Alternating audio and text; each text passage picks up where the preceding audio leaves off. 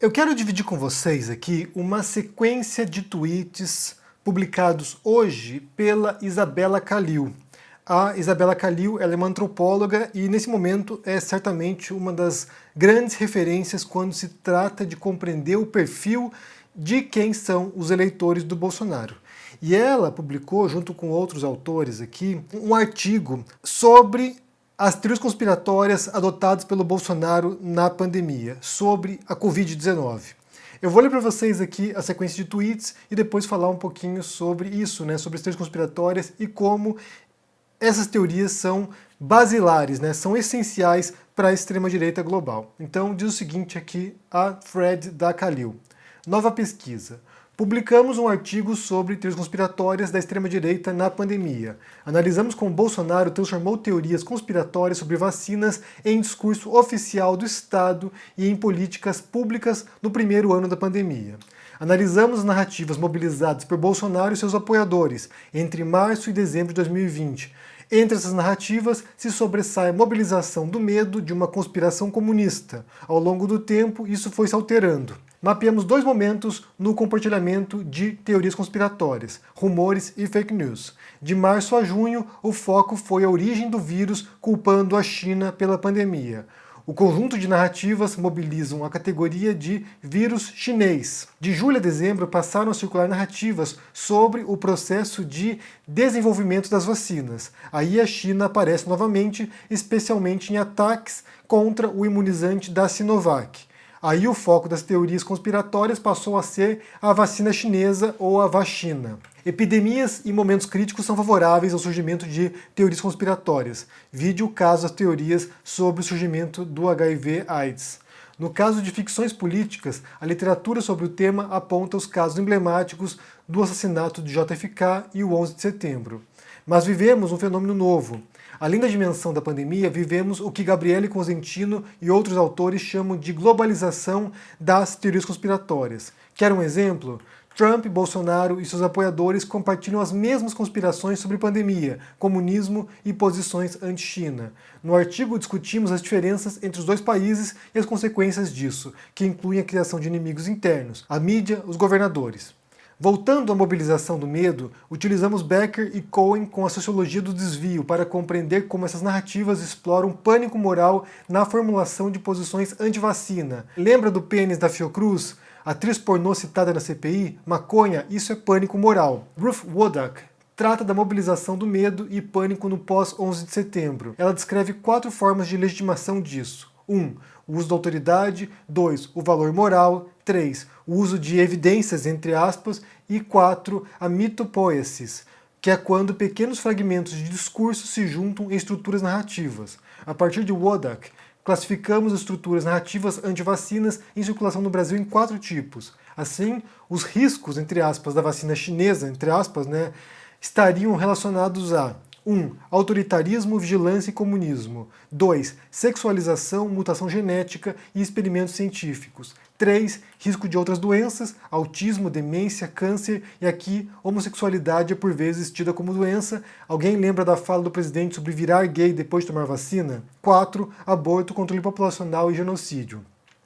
O artigo traz ainda uma discussão sobre neoliberalismo e negacionismo a partir da dicotomia saúde versus economia.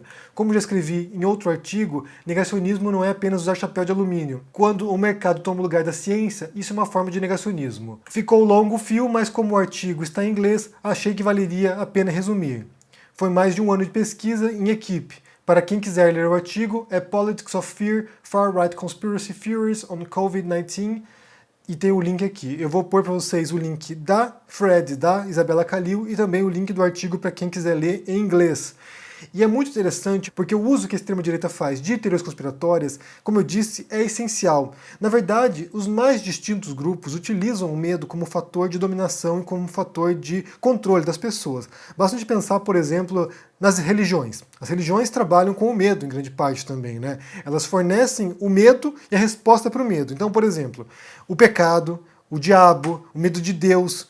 Deus te observa o tempo todo. Se você agir, fizer uma coisa incorreta, algum tipo de violação das leis divinas, você vai pagar. E o inferno. Então, se você for uma má pessoa, se você for um pecador, você vai pagar eternamente no inferno. É um uso do medo e é um gerenciamento desse medo. E não apenas religião, mas também a política, né? Basta pensar, por exemplo, nas próprias teorias conspiratórias do Bolsonaro, ou do Trump, como é citado aqui também, que apresentam o medo da China, o medo do comunismo, o medo da ditadura gaysista, como faz o Bolsonaro, o medo dos esquerdistas. Então vai criando uma série de inimigos imaginários, virtuais, que são uma ameaça permanente e constante aos nossos valores. Então, por exemplo, os bolsonaristas, os conservadores da extrema-direita atual, eles têm lá uma série de valores, que é a família, a nação, que é a civilização ocidental, e os inimigos virtuais, os inimigos imaginários, são essa ameaça que pairam sobre esses valores e querem destruir a sociedade ou a civilização judaico-cristã. Basta pensar, como diz aqui, tanto o Estuda Khalil, como também um outro livro que se chama Como a Democracia Chega ao Fim, do David Runciman, que essas teorias conspiratórias, elas costumam aparecer, elas costumam se proliferar quando há momentos de grande instabilidade social ou política. Então, nesses momentos é quando pessoas, tanto espontaneamente quanto de maneira intencional, né, manipulando a percepção coletiva, usam desse medo para ganhos, muitas vezes, ganhos políticos, ganhos religiosos. Porque essas teorias conspiratórias fornecem algum tipo de resposta, por mais implausível que sejam, mas fornecem algum tipo de resposta em meio a um caos, em meio à ausência de respostas. Então, por exemplo, agora você tem a pandemia. A pandemia põe em xeque inúmeras certezas que a gente possui. Cria uma série de angústias nas pessoas, angústias existenciais, preocupação com o trabalho, preocupação com a família, medos, né? Inúmeros medos que vão nos assolando, e as formas tradicionais de fornecimento de resposta muitas vezes são deficitárias, não conseguem apresentar uma resposta satisfatória para a gente. E daí as pessoas vão buscar em outros tipos de resposta uma explicação para esses fenômenos extremamente complexos e que nos afligem. Então, por exemplo, nesse caso da pandemia, né, como mostra aqui a Khalil e os outros autores desse artigo, é que surgem duas principais teorias conspiratórias. A primeira delas sobre a criação do vírus pela China, ou seja, a China, o governo chinês, né, a ditadura chinesa comunista teria criado esse vírus para a destruição da sociedade global, do capitalismo, sei lá. Seria algo deliberado para que a China lucrasse no final. A gente já falou sobre isso, inclusive, num vídeo especificamente sobre esse assunto. E depois, em seguida, uma outra teoria conspiratória que surge é sobre a vacina, ou seja, a vacina chinesa. Então você tem um país que cria o vírus e depois cria a vacina, que também vem revestido de uma aura conspiratória, obviamente, de que essa vacina serve para propósitos obscuros. Então nessa vacina tem um chip que é usado para rastrear as pessoas, como diz aqui a Khalil também. Inclusive eu vi ontem um vídeo sobre isso, né, que seria o Bill Gates que usaria um chip para rastrear as pessoas e controlar a sociedade. Então sim, surge uma série de preocupações sobre a vacina, sobre doenças que ela podem causar, sobre riscos que elas teriam à sociedade ou à saúde. Teorias também vinculadas ao comunismo. E daí é importante mencionar o Trump, porque o Trump, de certo modo, ele serve em inúmeros aspectos como referencial do Bolsonaro. O Bolsonaro é muito pior do que o Trump, e a sociedade e a política brasileira muito mais instável também do que a norte-americana. Mas o Trump é alguém que também reunia e propagava uma série de teorias conspiratórias, muitas delas que passam a ser adotadas posteriormente pelos bolsonaristas, pelos filhos do Bolsonaro. Basta pensar que há uma profunda conexão entre o governo trumpista, né, havia, pelo menos, né, antes de ser substituído, mas havia uma profunda conexão entre o governo trumpista e o governo Bolsonaro. O Olavo de Carvalho também servia como ponte entre teorias conspiratórias norte-americanas e as brasileiras. Muitas pessoas fazem isso, né, levam essas teorias conspiratórias para o Brasil. Se você observar quase todas as teorias conspiratórias atuais, né, ou recentes pelo menos, quando você identifica a teoria conspiratória, você vai pesquisar, você vai detectar que inicialmente surgiram nos Estados Unidos. Uma delas, por exemplo, que o Pirula desmentiu anos atrás, foi a história da Pepsi usando células de fetos abortados como adoçantes refrigerantes, que o Olavo de Carvalho propaga e o Pirula vai e desmente. Ou, por exemplo, recentemente você tem também outra teoria conspiratória que foi que a França havia legalizado a pedofilia.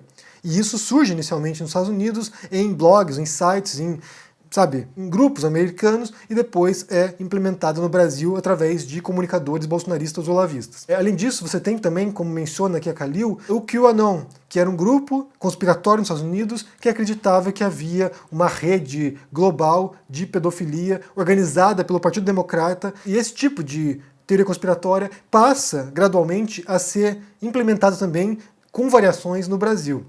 Eu até vou pôr também para vocês aqui um link de uma reportagem aqui do New York Times, que foi escrita pelo Stuart Thompson, que a manchete é o seguinte: 3 semanas dentro de uma sala de bate-papo pró-Trump do QAnon, que é um repórter que se infiltra num grupo, né, numa sala de bate-papo de teóricos da conspiração, e ele vai acompanhando a ruptura desse grupo, né? Porque eles imaginavam que o Trump levaria uma libertação do mundo, né? Enfrentaria essa rede de pedófilos, e quando o Trump não é reeleito nos Estados Unidos e não dá um golpe de Estado, que é o que se esperava também nos Estados Unidos, quando isso não acontece, o grupo, né, o chat, começa a se fragmentar e as pessoas começam a ficar meio que desorientadas, porque elas imaginavam que seria uma coisa e quando na prática é outra, elas percebem que a teoria conspiratória era furada.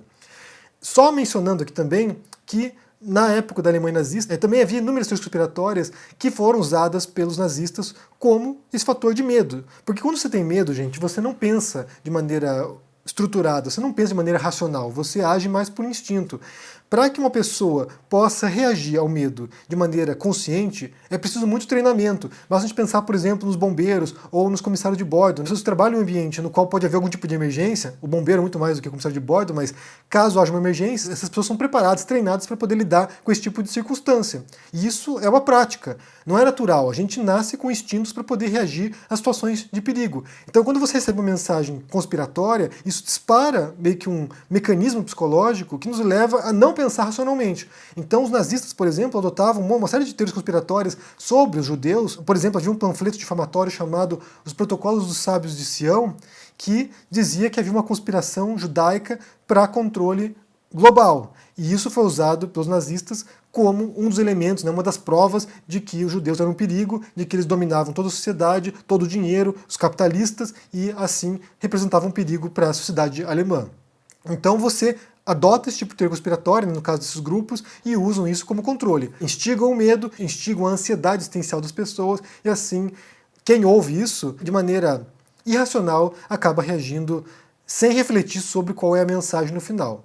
Mas, como eu falei, isso geralmente se dá, né, e é o que também insiste a Isabella Khalil, isso se dá geralmente em momentos críticos, momentos de instabilidade social e política, que é o prato cheio para esse tipo de teoria conspiratória. É quando você precisa de uma resposta e qualquer resposta, por mais absurda que seja, pode preencher sua lacuna e te satisfazer, mesmo se for através do medo. Recomendo que vocês leiam essa thread da Isabella Khalil. Quem lê inglês, dá uma olhada no artigo e também nessa reportagem do New York Times, porque é muito interessante. Essa reportagem tem os áudios, né, os chats das pessoas, falando aqui, e é bizarro. Realmente é bizarro você ver como as pessoas realmente acreditavam que havia um grupo de pedófilos organizados pelo Partido Democrata norte-americano. Assim, realmente é bizarro o negócio, porque é tão fora da casinha e as pessoas acreditam porque há um senso de comunidade, há um senso de união e, como eu falei, estimula e explora esses medos das pessoas. Então, quero saber o que vocês pensam sobre esse assunto aqui embaixo, deixe no comentário, deixe joinha, se inscreva aqui no canal, se torne um membro ou um apoiador para dar uma força, se torne um aluno do ICL, estamos com o curso de escritas narrativas por lá, para quem deseja aprender a escrever um livro, publicar sua obra, se tornar um escritor, e também confira na pré-venda agora o meu livro de contos, A Impureza da Minha Mão Esquerda, e também o livro digital sobre o Bolsonaro, com 50% de desconto durante os próximos dias. Um abração para vocês, se cuidem e até mais. Tchau!